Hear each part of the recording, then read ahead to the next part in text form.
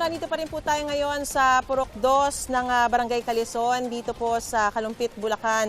At marami nga pong mga bahagi ng Kalumpit ang lubog pa rin sa baha kasunod ng ilang araw na pag-uulan. At makikita po ninyo itong dito sa lugar na kinaroroonan ko ay hanggang tuhod ang baha.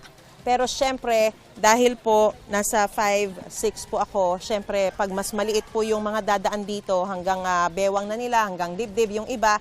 Pero pag pumunta po kayo dun sa halimbawa sa Purok 3 o sa iba pa pong mga tahanan na talagang mas mababa yung kinaroroonan ng kanilang mga tahanan, mas mataas po yung baha para sa kanila. Ito nga pong Kalumpit ay sinailalim na sa state of calamity nitong Martes. Nasa tabi lang po nila yung Pampanga River, kaya naman kapag tumaas pa yung tubig doon, gaya pag halimbawa mag-high tide, nakakadagdag pa yon sa pagpapataas ng baha dito sa kanilang lugar. As a matter of fact, sa mga sandali pong ito, nasa 4.72 meters above sea level yung measurement ng high tide. Kaya po mataas ang tubig kahit na ambon-ambon lang po yung nararanasan natin dito. At isa po ito sa mga tahanan na talagang lubog po sa baha.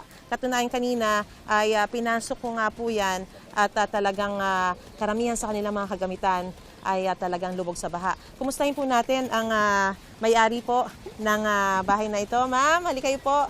Good morning po, ma'am. Ano pong pangalan po ninyo? Aurora Manlapig. Aurora Manlapig. Magandang umaga po sa inyo. Maganda pa ba ang umaga kahit ganito po ang sitwasyon, mother? Nakakalungkot po ang sitwasyon ng buhay namin ngayon.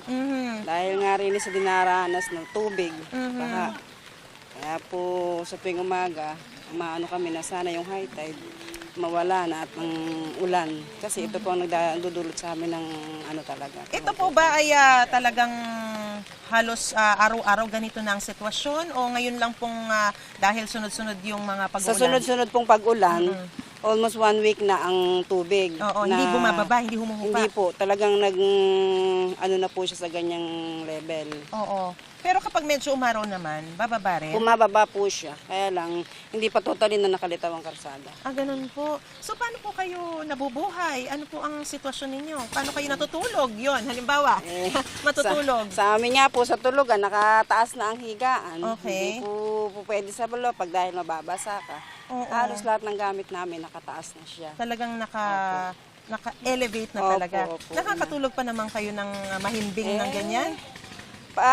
Minsan maganda, minsan hindi. Oras na tumaas ang tubig, nag-aalala na kami kung paano kami baka abutin yung aming mga higaan. Ganun. May pagkakataon po ba na halimbawa tulog kayo tapos parang naramdaman nyo, nabasa na kayo? Opo, ganun po. Ay, ganun, dahil tumaas yung tubig? Pagkakataon na yun. So, nagising kayo dahil sa nabasa na kayo? Opo, totoo po yun. Nakakaawa naman po. Pero halimbawa, papasok po kayo sa mga, kayo po ba'y nagtatrabaho? O kayo mga anak nyo nag-aaral? Opo, o paano po sila? Paano po sila? Inaano po nila yan, nilalakad nila yung kabuuan ng tubig na yan para sila makapasok lang at pagkatapos maaga silang gigising. Ano na lang po ang panawagan po ninyo sa gobyerno?